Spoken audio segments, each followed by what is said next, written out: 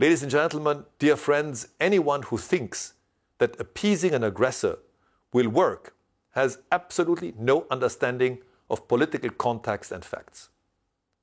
I have already given some historical examples of this, and we have seen it practically every day since Russia's annihilating invasion of Ukraine.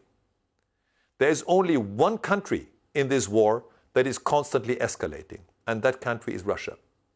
This ranges from attacks on children's nurseries and hospitals to civilian infrastructure and the deployment of soldiers from North Korea, but also from child abductions to other war crimes.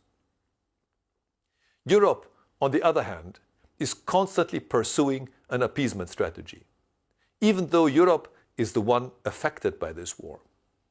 I do not mean to call for martial language. Gentle words can be quite useful if used correctly. I'm reminded of an old saying that former US President Theodore Roosevelt liked to quote, "Speak softly and carry a big stick, you will go far." Europe, the European Union, simply has to relearn the principles of power politics. But we don't have much time for that. We shouldn't be afraid of power either, because power in itself is not a bad thing. It can be used badly or abused. But that is precisely not the aim of the European unification. Diplomatic protest that is not accompanied by measures only leads to further escalation on the part of the aggressor. Yes, it is true that Russia is a focus in this speech.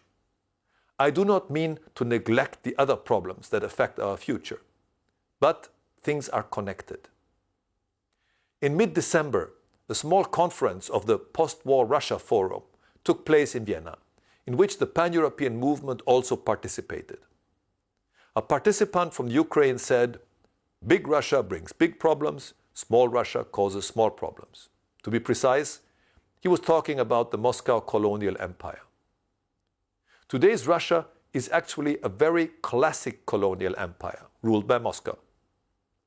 This begins with the economic exploitation of the colonies and continues with the oppression of the people of this colonial empire, even to the attempt to use their men as cannon fodder in the colonial war against Ukraine.